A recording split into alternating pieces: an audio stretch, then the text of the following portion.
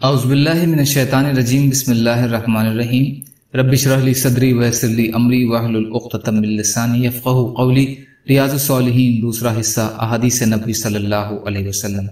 اللہ تعالیٰ نے فرمایا، اور وہ لوگ جو مومن مردوں اور مومن عورتوں کو بنا قصور کے تکلیف پہنچاتے ہیں، بے شک انہوں نے بہتان اور کھلے گناہ کا بوجھ اٹھا لیا۔ سورہ احزاب آیت نمبر 58۔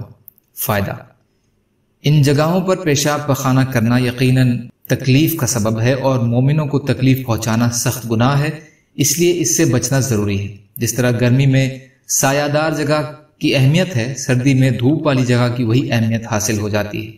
اس لیے موسم کے اعتبار سے ان جگہوں کا غلط استعمال گناہ کا سبب ہوگا۔ حضرت ابو ہریرہ رضی اللہ عنہ سے روایت ہے کہ رسول کریم صلی اللہ علیہ وسلم نے فرمایا، دو لعنت کا سبب بننے والے کاموں سے بچو۔ صحابہ نے عرض کیا کہ وہ لعنت والے کام کون سے ہیں یا رسول اللہ؟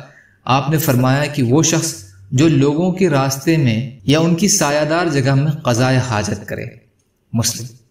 فائدہ: اس سے یہ معلوم ہوا کہ ایسے کاموں سے بچنا ضروری ہے جن سے مسلمانوں کو تکلیف پہنچے۔ جگہوں پر پیشاب پخانہ کرنے سے تکلیف کے علاوہ یہ اندیشہ بھی ہے کہ ایسی جگہوں پر غلاظت اور نجاست سے مہاماری والے امراض پھوٹ پڑیں، اس لیے ساودھانی کے اعتبار سے بھی ان کاموں سے بچنا ضروری ہے۔ حضرت جابر رضی اللہ تعالی عنہ سے روایت ہے کہ رسول اللہ صلی اللہ علیہ وسلم نے اس بات سے منع فرمایا کہ ٹھہرے ہوئے پانی میں پیشاب کیا جائے۔ مسلم شریف۔ فائدہ: ٹھہرے ہوئے پانی سے مراد وہ پانی ہے جو دریا کی طرح جاری نہ ہو، جیسے چھپڑ، جھیل، حوض، تالاب وغیرہ کا پانی۔ ان میں جب پیشاب منع ہے تو پیخانہ کرنا بھی منع ہوگا۔ یہ پانی تھوڑا ہو یا زیادہ، اس میں اپنی غلاظت اور نجاست ڈالنے سے بچنا چاہیے تاکہ وہ پانی اور زیادہ بدبودار نہ ہو۔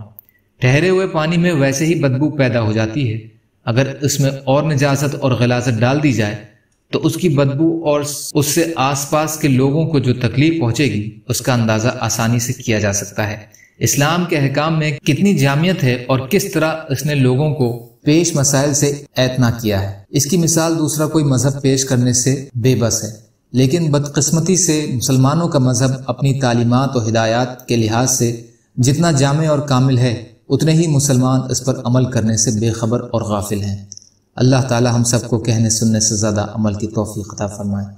یا اللہ، مظلوم کشمیریوں، فلسطینیوں اور جہاں بھی مسلمان پریشان حال ہوں ان کی مدد فرمائیے اور ہم سب کو اپنی طاقت کے حساب سے ان کا مدد کرنے والا بنائیے۔